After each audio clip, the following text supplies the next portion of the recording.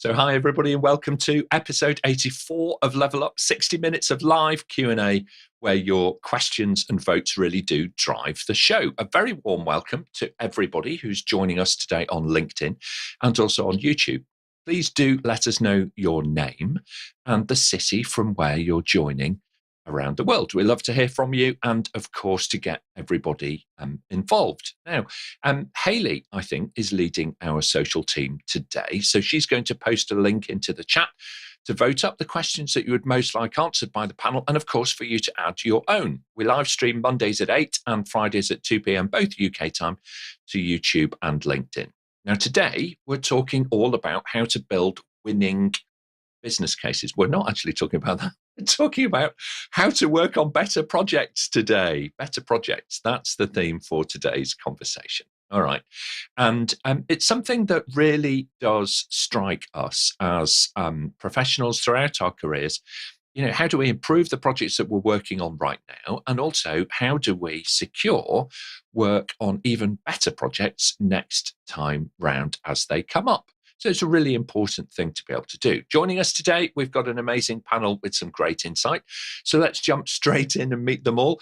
Bev Andrews returned to the panel. She is, of course, director over at Aspire Change Management, and she focuses on delivering real solutions to real business challenges.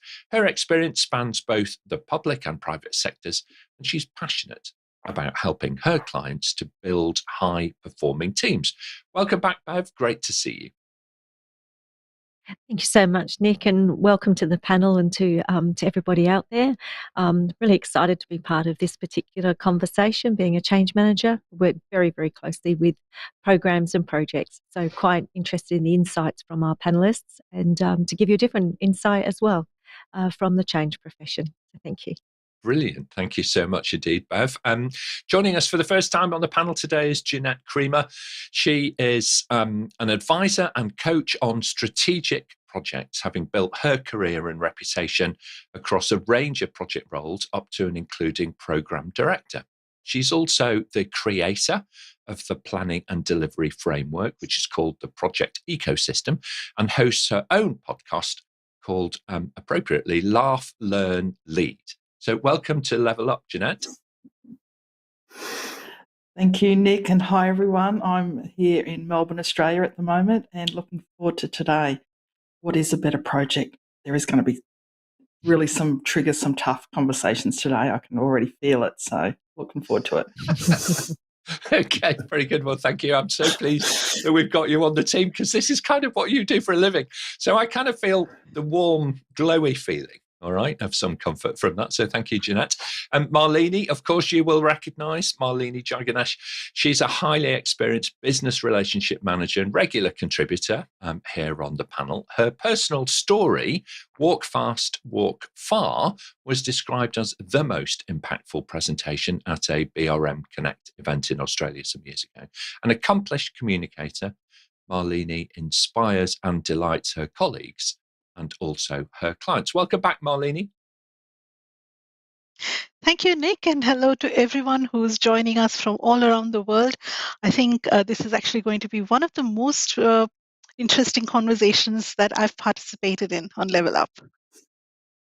Okay, thank you so much indeed. So we're all setting a very high bar today. Okay, so that's really good. Jaap van der Deijl is the managing director, of course, at TPG Academy, and he's built his career as a project manager and consultant, working pretty much all over the world, actually, from Europe through Africa, spell in Afghanistan, he's taught in Russia and consulted in Russia, and also over in the Caribbean. So I'm not remotely jealous, Jaap, at all.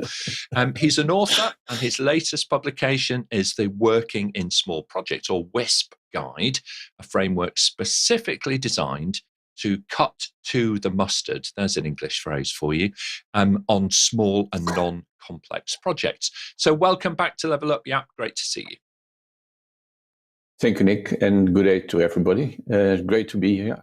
As Nick said, I'm involved in projects for 40 years and more, I think. And as I always say, still learning. So I still do projects with impact, because real impact, because there will be an end on my career someday. I don't know when, but I like to be here today, and let's see what happens. Okay, well, we'll try and make it to the end of the show, Jaap. All right, and a little bit beyond as well, so that's fine. Etienne Shardlow next is a senior consultant with, of course, Symphonise Consulting, who focus on the evaluation and adoption of emerging technologies within a strong governance framework. Etienne is, of course, a regular contributor to the panels as well, and it's brilliant to have you join us today, Etienne, from Johannesburg. From Johannesburg, yeah. It's really good to be here. Thank you for having me again. And I'm really excited about this conversation. I'd like to be able to work on better projects too. So I'm hoping I can learn much from the panel. So,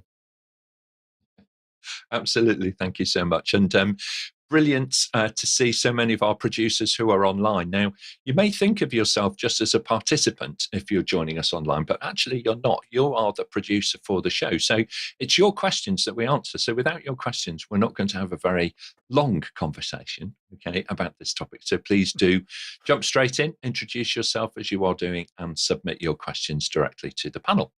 Our question master, who's managing all of that on our behalf, is Suchitra Jacob. She joins us from Bangalore, which is, of course, the capital city of Karnataka in southern India and the centre of India's high-tech industry. So welcome, Suchitra. Lovely to see you. How are you? Hi, Nick, and hi, everyone. Great to be back again. I'm doing well, thank you, and looking forward to asking all the questions today. All right, excellent. Well, look, that completes our team, at least all of the team in front of the cameras. So, Suchitra, on that note, can we have our first question, please? Our first question is from Sam. As a project manager, I often leave projects before their conclusion to secure my next role. How can I secure my next role faster to see projects through? Okay. So this is always the challenge, isn't it? For, any project manager, it's kind of, how do you ensure that you have that seamless transition between the project that you're working on and the next project that you're looking to secure?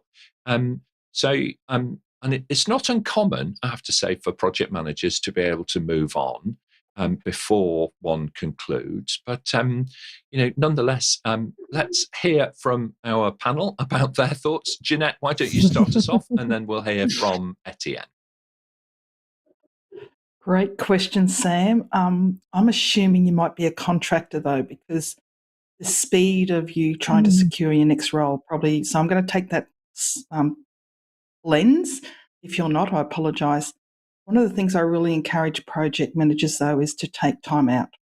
Don't jump from project to project. So give yourself permission to not be so fast at trying to secure your next role. The reason why I recommend that is clear your head, clear your mind, re-energise, because the next project you're going to jump into is going to need the best version of you. And if you haven't had that chance to have a breath and to refresh even your toolkit, what you really want to get out of, and set the intentions what you want to get out of your next project, you might be bringing baggage from the previous project with you.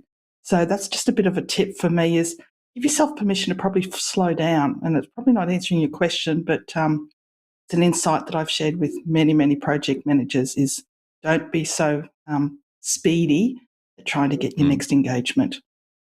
I think that's really, really good advice. Etienne and then Bev. Yeah, Jeanette, that is amazing advice. It really is important to take that break. However, to answer the question, if you really do want to jump into the next project immediately, and taking a kind of internal project manager perspective, have that conversation with your program management office or whoever is running your portfolio, your program, so they can start preparing the next project so that the projects line up, so that you can, if you really want to, jump straight into the next project. But even in a business environment, I do believe it's important that project managers do take that break, go back into business as usual, get your hands a little dirty in the live business environment before going back into a project environment. It's always important that as project managers, we understand what's happening in business as usual as well, so we've got that insight. Thank you so much.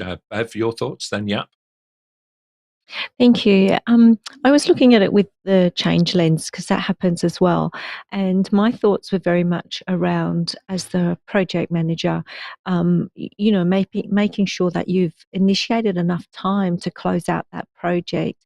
And if you're an internal person, then, you should be working alongside other project managers and your PMO to start to initiate what that might look like. But if you're a contractor, then because I think there's nothing worse than abandoning a project before it's finished, like when you get to that pointy end and rolling off early. So I think it's a real juggle, but a real fine art of going out and the market's looking for, but being very clear on that I can't escape my current role or anywhere. And so just having that balance. But I certainly agree with what Jeanette was saying. You need to ensure that you've built a little bit of time in there so that you can refresh yourself. You don't want to finish up something crazy on a Friday and restart something on a Monday. Okay, thank you so much. And Jaap? Yes, I fully agree with Jeanette and the other panelists. You should not worry about your next job. It will come, and if it doesn't come, you may look for another job. But my experience is that there will always be enough work, and to have time to reflect and to take time to learn from your previous projects is good. And for sure, I think it's important to close your project in a good way. Yeah, I completely agree with that. I think sometimes early career, we're trying to make a mark, all right? But you need to tread lightly because sometimes the marks that you make have unintended consequences.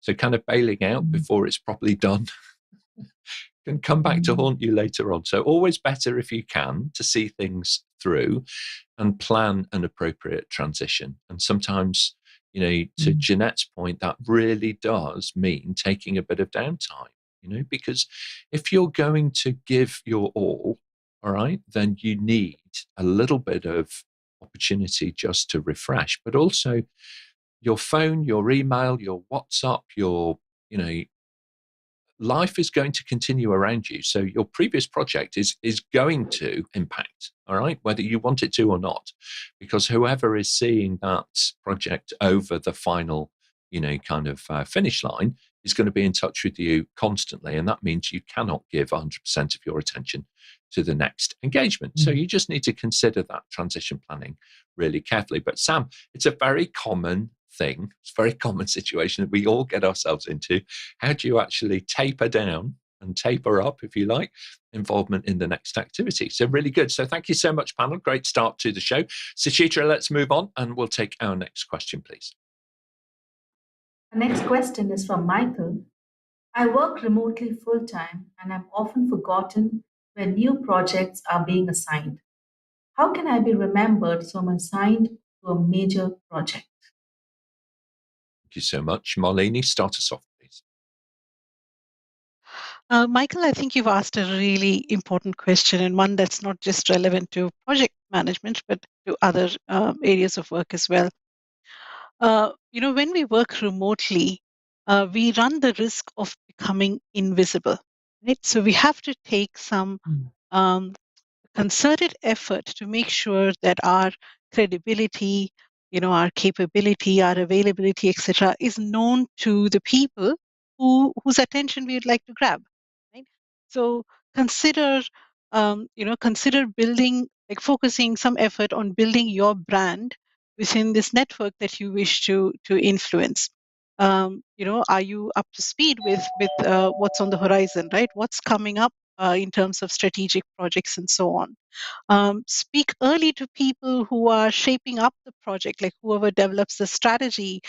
Perhaps it's it's someone in the PMO, or it might be one of the business area leads, or someone, right? Demonstrate your interest, and we have to actually be very proactive, because if we sit back and wait for people to come to us, that's when I think we run the risk of people forgetting that we exist. So just go for it. Absolutely. Believe in yourself and then put yourself out. Fantastic. Thank you so much. Etienne and then Jeanette. Yeah, I think I agree with Malini. It really is about making sure that you are visible. And the problem with remote work and working from home and not being in the same space as your colleagues means that you can very easily be forgotten, especially the more reserved of us. So it is important that we have and make sure we put the effort into constantly communicating and building those relationships with our colleagues so that there's this constant communication. One of the challenges we always have with work from home is that there isn't this face-to-face interaction. We don't have those water cooler conversations or those coffee breaks where we can have these conversations with our colleagues. So we have to make extra special effort to replace those with other conversations. Thank you so much. And Jeanette, your thoughts, please. Yeah, Michael, I'm going to assume here you might be an employee, and so I'm going to have that approach to this question. Personal development plans. Don't forget that they're there to help you on your career journey. So for me, I would recommend that you identify what you want to get out of a project and build that into your personal development plans. I don't know what we call them in other parts of the world, but it's about your career progression as an employee with an organisation. That's the first point. The second point is what's been previously said, build relationships, let people know. One of the things that I did very early in my career was I made sure that I was buying a coffee at the same time as one of the PMO coordinators, and I built a relationship with him. I didn't really like coffee at the time. I learned to like coffee, but that was the way that I actually found a way to get myself seen, because the people that I worked with was in a wholly different building. So I was kind of remote from the people that made the decisions, but building a relationship with this guy really worked. So 2 things: get it on your career progression plan and build a relationship with key influencers. What a fantastic notion. I might come back to that in a few moments. Bev, your thoughts on this one, please. Okay, so mine is just sort of wrapping up a bit of what we've already heard, in that, yes, you do need to build your relationships with your stakeholders, but you also need to be thinking about, well, what is it that I actually want to do next? So yes, having a look at your development plan, getting to know who your PMO are, getting to know who some of the senior project managers are, who are the people that actually make the decisions for resourcing, and then have a little bit of a change plan around it. So who are those stakeholders and how can I engage them? Just because you're remote doesn't mean you have to remain invisible. So set up some regular conversations, participate a bit more actively in any of the discretionary communities that you might have available to you, whether that's internal or external. So doing some knowledge share, sharing some tools or some good news stories. It's a little bit around self-promotion, which can be a bit hard at times, but you need to keep yourself relevant and, visible so that people see you and know what you want. Okay, thank you very much indeed. I wanted just to kind of pick up there on Jeanette's commentary about not really liking coffee. My experience of Melbourne is, if you don't really like coffee, it's not your kind of town. To be honest, because there's so much business done in coffee shops. It's the most social coffee shop kind of moment. I used to go from meeting to meeting to meeting in Melbourne, and I think by the end of the day, I had that haunted fighter pilot look from all of the caffeine that was going through my blood. But there we go.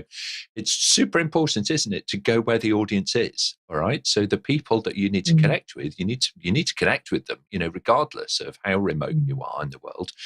Set up those informal moments. Set up those opportunities for you to come together. Invite colleagues to drop in for a coffee in the morning, or a cup of tea in the afternoon, or a kind of chat over lunch or something. Find that common ground, even if you are remote from them, because it's super important to be able to do that, whether you're face-to-face or working remotely. Now, if you're online, I'd going to ask you a favor, please, if you don't mind.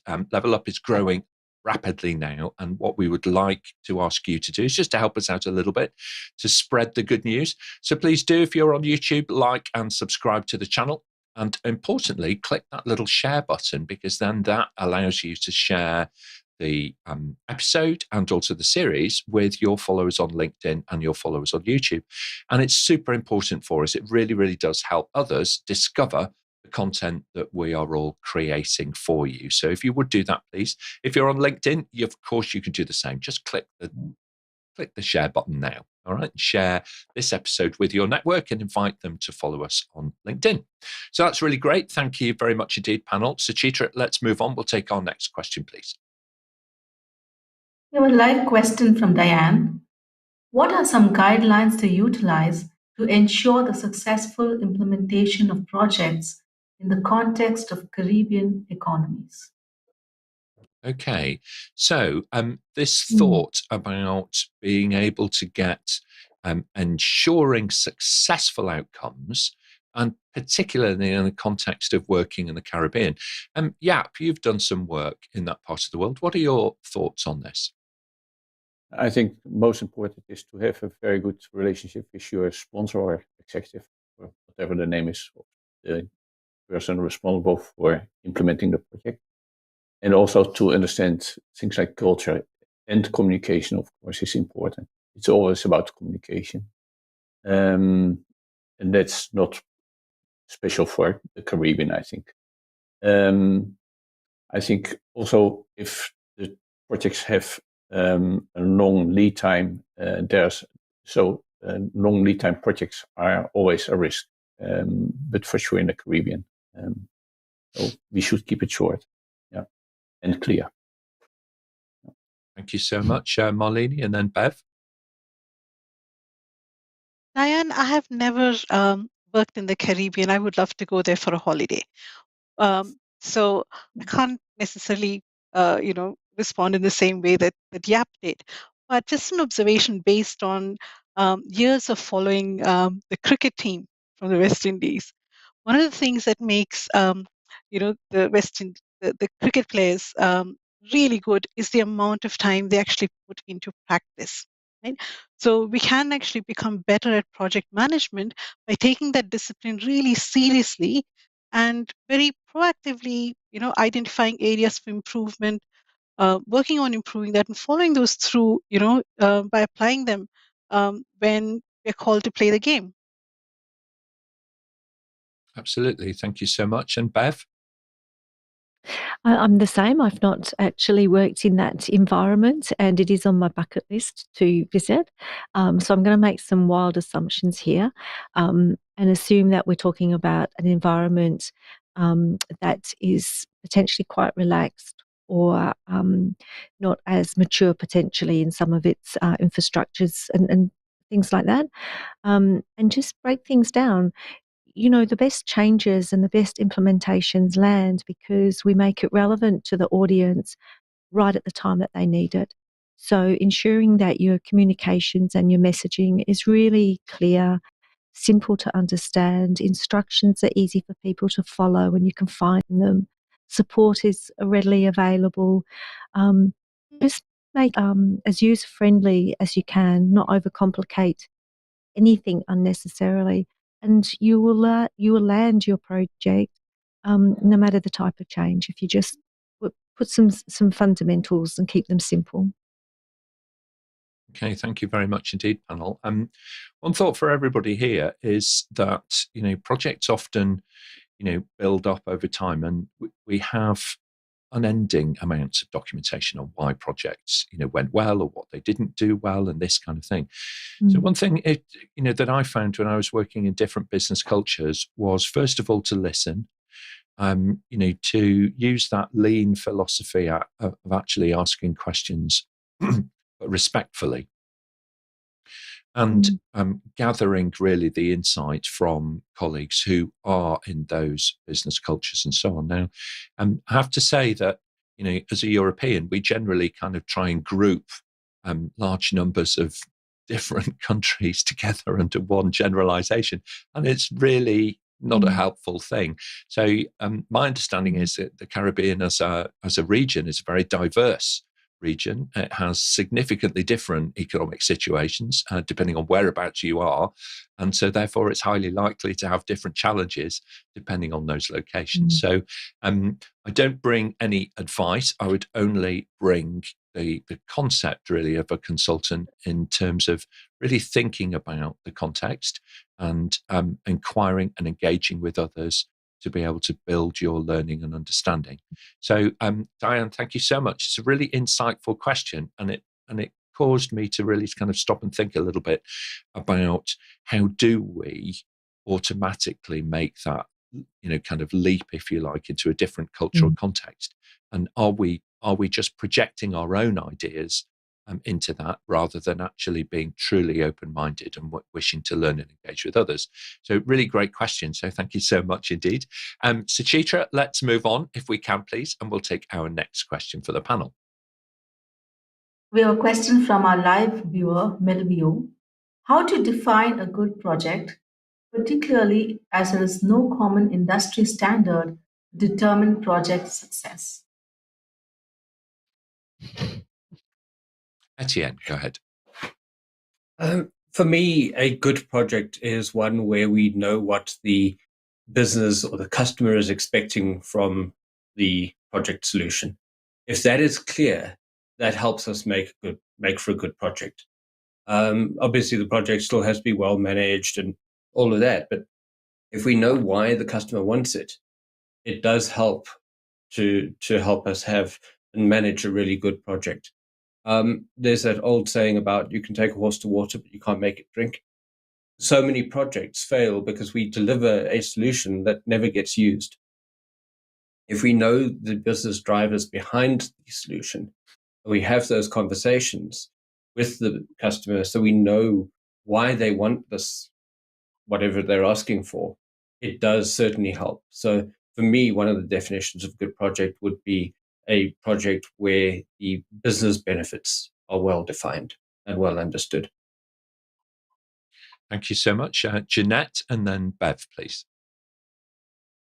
Yeah, I might just extend on that. Benefits, the drivers, and linking back to the previous one about Caribbean economies as well.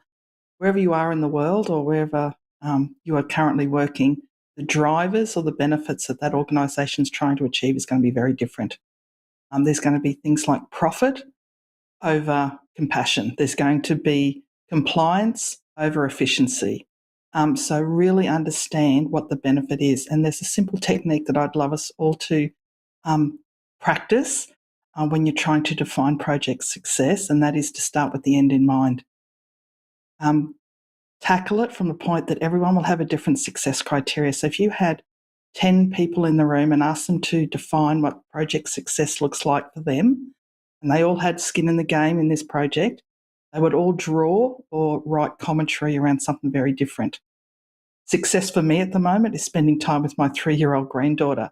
It's not about how much money's in the bank. But 10 years ago, it was a very different driver on what my success criteria was. So that's a bit of a tip. Start with the end in mind. Ask individuals to define the success criteria and then come to a common ground, because they will all have different drivers behind the benefit that they're trying to realise. Thanks so much indeed, Jeanette. Bev, and then Jaap. So I'm quite often go into different organisations and businesses with projects, and they have everything from really strict governance to very loose processes. So I always make sure that we understand each of the different phases and that they are in simple English for our business units users. And then, just as Jeanette says, that's one of the very first questions I ask as I'm gathering all my information is, what does day one look like when this change has actually been implemented? What is success? And certainly from a risk perspective, it looks very different to a customer service perspective, from a help desk, for the employees that are actually directly impacted. So have a look at what does that success look like, and then weave that conversation in from the very, very beginning. I always go out with a very key message that I'm here to actually help the business transition as smoothly as possible. And the best change and the best project is really when you hardly even notice that it's occurred and you're just running with the success of it. And don't get hooked up in, having to tick off checklists of risk and checklists of, artifacts. It's actually, what does it mean to the people on the end of the delivery? Thank you so much. And Jaap, your thoughts, please? Yes, what I would like to add is the following. There has been done a lot of research on project success, and one of the definitions which I very much like and appreciate is that project success is the extent to which project result, project results satisfy the stakeholders involved. So it is not just the customer, but it is also the project team, the end users, etc. So it is the extent in which the project satisfies all the stakeholders. Yeah. It's not only the benefits for the customer. Thank you so much indeed. It's a really, really important part. Thank you, Jaap.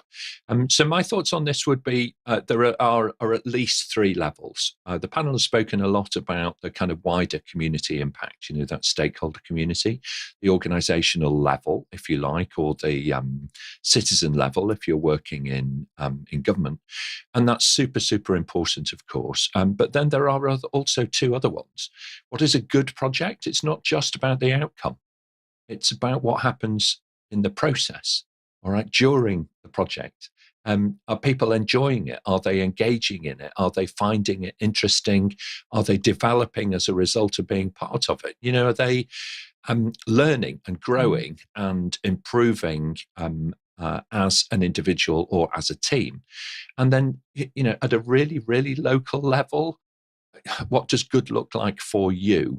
Because if you're a brilliant business analyst and you want to become a different role on a project, and your next project is always being a business analyst again, then you may actually over time become a little jaded, okay? And that spark and the ideas and so on that you had in your early career are going to gradually fade out. So I think, what does good look like? Well, it depends as an individual, as a team, and also as an organizational level or as a stakeholder community. So very good. Thanks so much, panel. And brilliant question, Melvia. So thank you very much indeed. I think very insightful, giving us a lot to think about and talk about. Very good.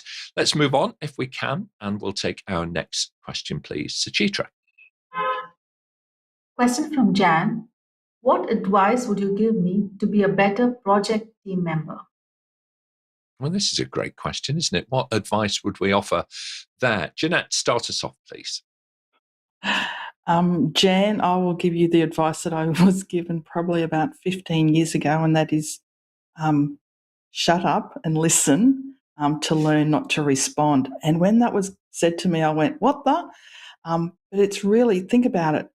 If we stop to listen to learn and not respond, how much better am I going to be understanding what my fellow project team members are trying to achieve, what they're struggling with?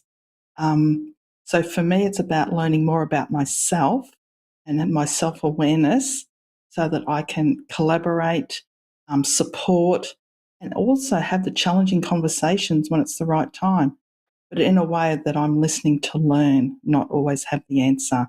And that was a bit of advice given to me many, many, many years ago, and it stuck with me. So that's just one that I have. I'm sure everyone else has got more. Thanks so much. Thanks so much. And Bev, your thoughts, please? I was actually going to jump in and say exactly the same thing.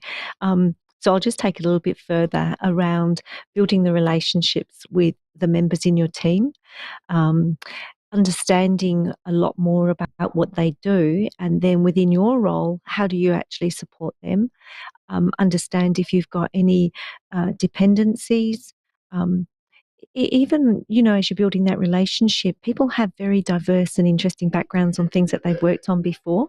So just getting to understand some of the skill sets that they've actually got that they might not be putting into play in the team. And I think the last one is to don't take yourself and the whole business of being in a project and the delivery seriously, that you actually don't stop and have a little bit of fun and enjoy the relationships that you build, because a high-performing project team doesn't come around every day, and it's absolutely amazing some of the achievements that you can get. So take the time to build those relationships and have a little bit of fun along the way as well. Really important, really important. Thank you so much. Malini, your thoughts? I fully endorse everything that the Jeanette and Bev have said. And one other thing that I would like to add is that I think it's really important for every member of a project team to try and be as transparent as they can with their teammates about what they're working on, where things are at, and so on. So many times projects fall apart simply because the left hand didn't talk to the right hand. And so just by being transparent, and you can actually, role model that behavior, and others will very quickly learn to adopt that. Yeah, it's so important, isn't it, to remain optimistic and yet authentic. If things are hard, then by all means, just say that this is actually, there are some hard yards that are being, trodden, just right now. But remain optimistic about the outcome. Projects are there to be managed. Management is a verb. We all have to do something. It's just kind of reporting it isn't actually enough. So, get involved. I would say volunteer a little bit, but also be cautious not to overpromise. Okay, you're not a superhero, really. Okay, you're a valued colleague, and we want that value to flow through consistently throughout the project. So there's no point in over volunteering so that you then can't actually deliver on the core role that you had in the first place. So a balancing act all round. So thank you so much, Jan. Great question. And if you're watching online, I can see many of you are, then please feel free. Just put your question in. Okay, it will appear on the show in the next few minutes or so. We've got time for a couple more live questions, I think, because I can see quite a few are already entered into Slido. On that note, Suchitra, let's take our next question if we can. Question from John in Johannesburg. What can organizations do, perhaps at portfolio or program level, to ensure better projects? Okay, it's this word ensure is coming up a lot, as though we can guarantee somehow. And that's quite a tricky thing to be able to do in life, really to ensure or guarantee or underwrite. Jeanette, what are your thoughts about creating a culture in which things improve? A couple of things. Where do I start? Get off your soapbox, Jeanette. Stop doing everything.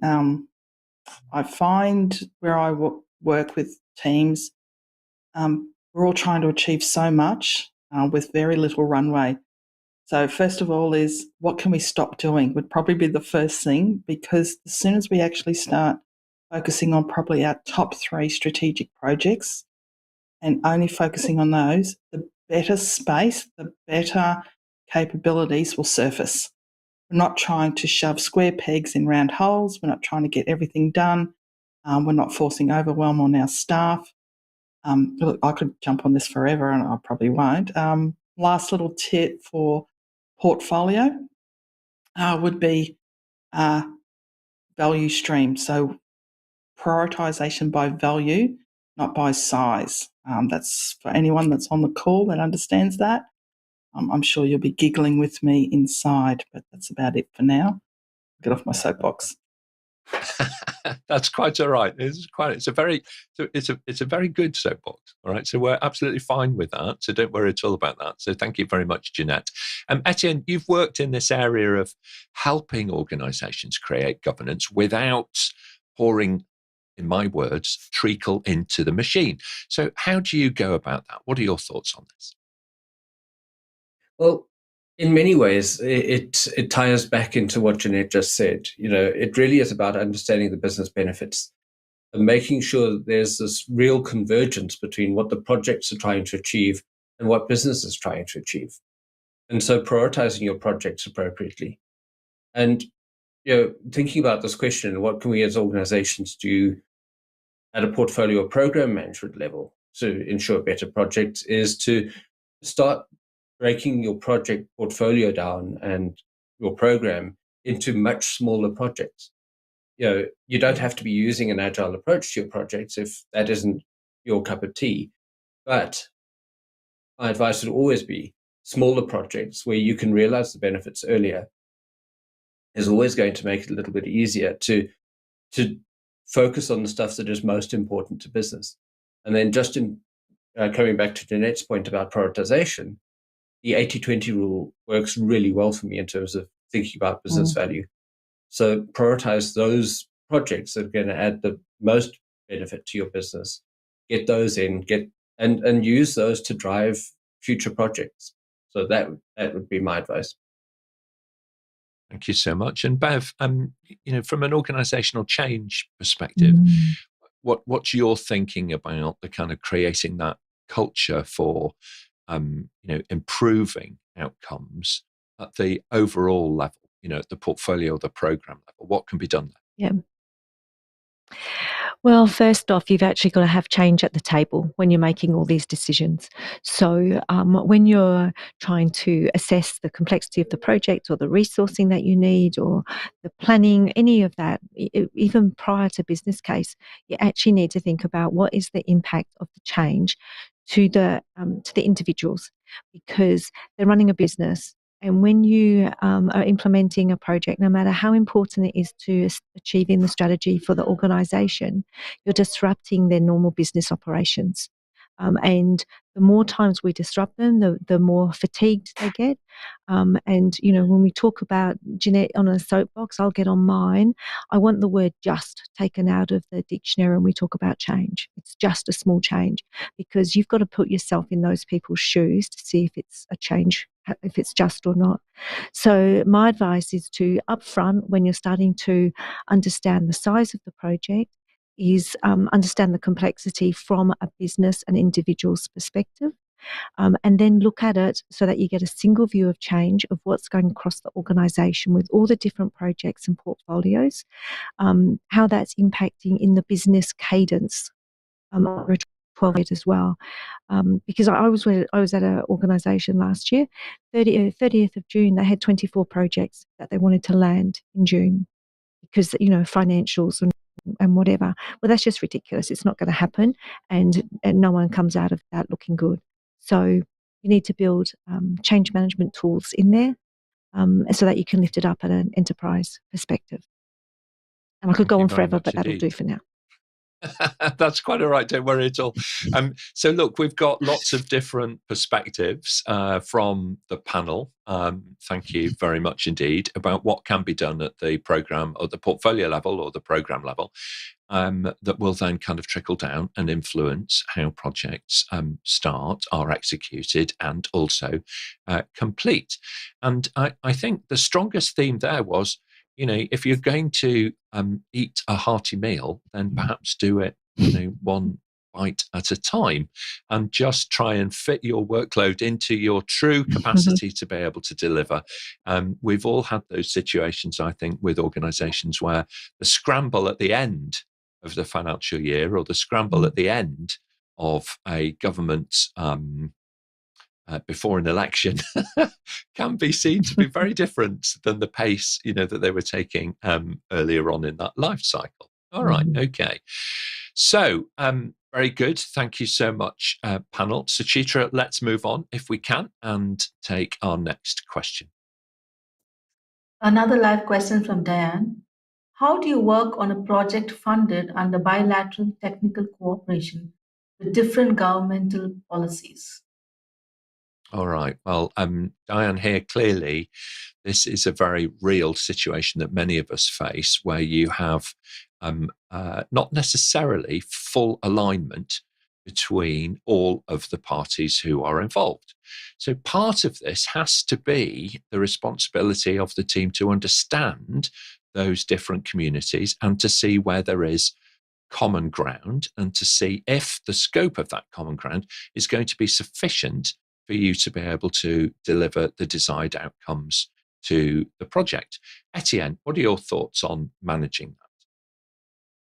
I think a project in this kind of environment has a real need for proper stakeholder engagement. I say that for all projects, but in this particular situation, where you've got a diverse range of stakeholders with very different interests in the outcomes, or different kind of policy frameworks that need to be met. You've got funders with one idea, communities with another, people with another. It really is important that we understand our stakeholders properly. And as project managers, as project leaders, we drive proper communication with these stakeholders to get a proper consensus on what is the best way forward. Without doing that, the project is almost doomed. So it really is important that we involve stakeholders from the very beginning. Absolutely. Thank you so much. Now, it could be that there is something a little bit more specific, Diane, behind your question, and that might not be something that we want to explore in the public domain. But I'm going to make an offer to you.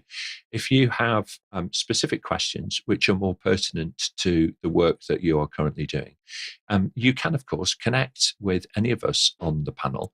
You can find all of our LinkedIn profiles through apmginternational.com /level up. Okay, and you'll see all of the events listed there and all of the panels, biographies, and little links through to LinkedIn. So if you ever want to connect with us professionally, of course, then you're most welcome to do so. And we'll see what we can do to help you figure out the challenges that you have. So very good. Great question. Truly insightful. And thank you very much indeed, panel, for your thoughts on how to move it all forwards. So let's move on to Suchitra if we can, and we'll take our next question, please. Question from John in Manchester. How important is being a well-rounded project manager with knowledge and skills that cover all of the PM methodologies, expectations, or languages? Okay, well, that's quite a big ask, isn't it, really, to be able to do absolutely everything. So, wow, my goodness me, that's a lifetime achievement award for somebody. But in all seriousness, though, panel, what are your thoughts about trying to build that breadth of understanding? Jaap, we'll start with you, and then we'll come to Jeanette. Okay. I think if you want to be well-rounded and cover all the project management methodologies and languages, I think it is a lifetime job today. I think it's more important to focus on what you think is what you like, how you like to work, and not try to be someone else doing something which is not in your nature. So stick to what you are good in and not try to cover everything. There are over 100 standards in agile project management. So make a choice. Thank you so much. Jeanette, and then Bev. Yeah, so well said that a project manager is only as good as the team that they create. And so if I don't know something, which is probably nearly most often, I get better people around me. And that's probably a tip for a project manager is when you're building your team, find the best version of others. They actually come with their subject matter expertise. So if you are not an agile person, get an agile person in your team that can lead and demonstrate and coach others. So please don't think you need to be everything to everyone, because you are not doing anyone a service. One thing I will say about project managers, though, is there is no longer a need for you to only focus on the discipline of schedules, risks, issues, scope. It is about who you are and how you build relationships. That's one tip that I can give you. If there's one thing you want to be well-rounded in, and that is how do you build trust in the team? How do you build trust with your stakeholders? But in particularly, how do you get the best out of your team? So how do you create that environment for your team to be the best version of themselves? So that's kind of where I'd ask project managers to focus on, rather than knowing every methodology around. Excellent. Thank you so much. Bev, then Etienne. So I actually think it is important to understand some of the key methodologies. And I do agree, you don't need to be an expert of them. Certainly coming from a change environment, we are expected to be across the key methodologies and some of the key language as well. I do think that getting some of that foundation is important. So, for example, when I was moving into doing some more change around in the Agile space, I actually went and did the 3-day APMG Agile PM course, because I really wanted to understand the role of the PM in that environment, because it actually helps me with working through how I want to do stuff and get the right outcome for them. So I think when you look at well-rounded, and there's lots of different ways you can keep yourself current without having to invest, days and days and days or hundreds of dollars in formal training, but joining, your local project management institutes, on LinkedIn, having a look at some of the different ways that you can learn. And then, as Jeanette says, you just find people around you that actually can help you learning on the job. And that's really important. That's something that I think Agile has brought to the table, is very much around doing regular retros and knowledge shares. And that's how you become really well-rounded. And then on top of that, the whole ability to build a relationship is extremely important. Okay, thank you very much indeed. Great advice. And Etienne, final thoughts on this? Yeah, so it ties in with a lot of what's already been said, but really, as project managers, what we want to be doing is building a well-rounded team rather than trying to be well-rounded ourselves. And as project managers, we could have our own kind of T-shaped skills, and we can be specialists in one area and have a broad understanding of a lot of other areas, so that we can bring the right people into our teams. And my focus then as a project manager would be build a well-rounded team rather than trying to be well-rounded yourself. Really, really good advice. Thank you so much indeed. And a very demanding and interesting question. So thank you, John. Well, I think we've got time for just to squeeze one last question in. So Suchitra, let's do that, please. We'll take our final question for today. The last question is from Daniel.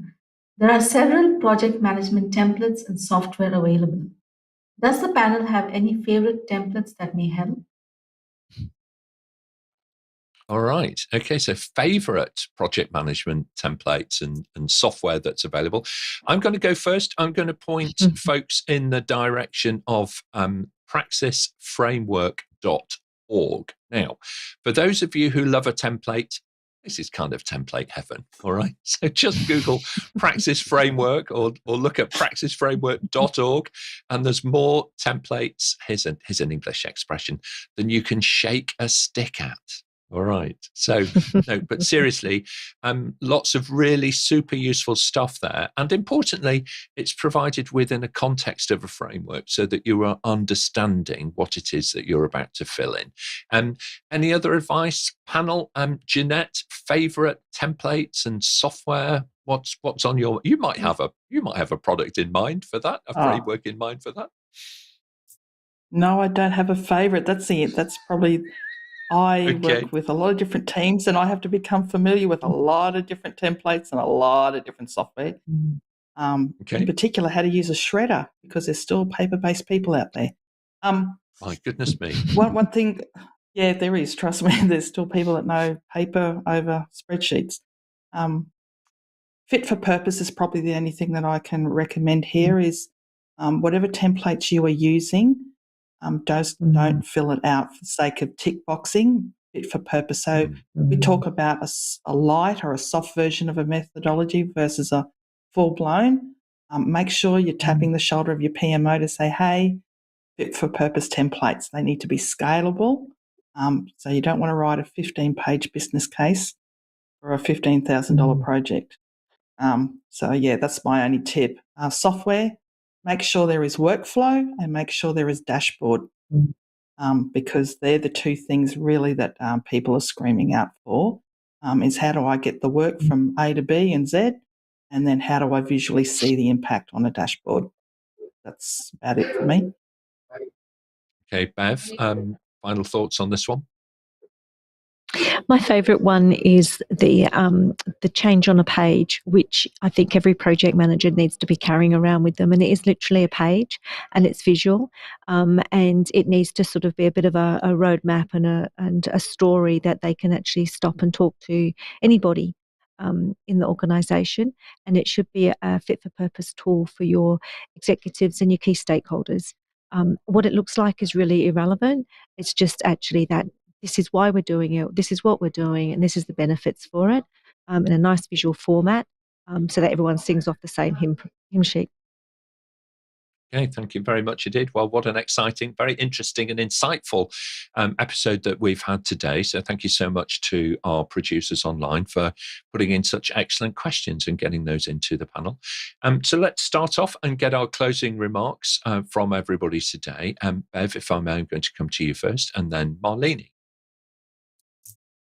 Thank you. I've really enjoyed the session today. I love working with project managers. Everyone's really diverse and has their own approach. I think my closing statement, which one of my executives gave me, is what interests your boss fascinates you. So when you're actually kicking off your project or bringing your team together, just find out what's the most interesting thing that's focusing for them, and that will enable you to get the right outcomes that you're looking for in your project.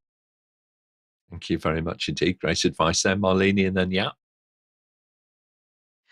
Nick, thank you for having me on the Level Up panel sessions again. My closing tip is, we've talked a bit about project management templates and methodologies and so on, and I would encourage project managers, experienced or aspiring ones, to also look at other disciplines for what ideas you could borrow from there. For example, stakeholder engagement was a recurring theme today, and you could look at tools like Empathy Map, for example, which will help you to understand and relate to your stakeholders better. So try to think a little outside the box. Thank you very much indeed. Jaap, and then Etienne. Yes, thank you for being invited for the panel today. Were very interesting questions, also hard to answer for me, because I always like to have more understanding about the context. 1 hour is not enough, but a 2-hour session is too long, probably. So let's keep it this format. It was great to join, and I hope to be joining in the next one. Thank you. Excellent. Thank you very much indeed, Jaap. And you're right, we'll roll over the questions that we didn't get to today into a future episode. Etienne, and then Jeanette, please. So for me, there's two ways of looking at better projects. It could be a better choice of project, or it could be a better run project. And we've had some really interesting insights on both today. So yeah, it's been a great learning opportunity for me, some really challenging questions. And I think the trick is to choose the right projects to meet your real business needs, and then to manage them well. Thank you very much indeed. Jeanette, and then Suchitra. Yeah, thank you everyone for those wonderful questions, and got me thinking a little bit about maybe I need to shift a few context lenses for the people I'm working with, especially the one around different government funding projects, etc. So that was a really good question. Yeah, better success is really a personal definition. That's all I can leave you with, is that when you're looking for something better, what are you measuring it against? Was it a previous experience, or was it someone else's story? So be very intentional in your career path as a project leader and team member, and take small steps. There's no rush, there's no urgency, and have fun along the way. Thank you so much. And Suchitra, final thoughts today? It's been an amazing show, and thank you to all our panelists. And building on what Malini mentioned, we've done separate episodes on stakeholder engagement, building better business cases, and even how to become a project manager. So I encourage our viewers to actually take a look at our YouTube channel. You'll find some amazing content already. Okay, excellent. Thank you very much, Etienne. Thank you so much, panel. It's been a fun and a great learning experience for me. I've learned a great deal today, as I always do. So thank you for investing in my career as well as your own. Really appreciate it. Now, folks, on our website, you can search for, of course, over 1,400 different questions with all of the answers all curated for you. And it's a brilliant resource, and it connects you with more than 140 experts from around the world. Don't forget that you can listen to the audio versions of the shows on your preferred podcast platform. And if you're heading off for a summer holiday at this time of year, or if you're shivering in the winter months in the Southern Hemisphere, why not, kind of cozy up with a podcast and listen to Level Up Your Career with APMG International.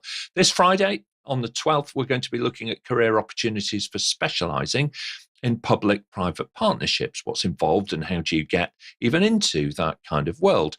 Monday the 15th, we're going to be looking at how to manage agile projects. And then the following Friday on the 19th, we take a jump across into cyber as we figure out how to become a NIST cybersecurity for professional. Subscribe to the show, and we will, of course, send you a personal summary of what's coming up and how you too can join us here on the panel and level up your career with APMG. Thanks very much, everybody. We'll see you next time.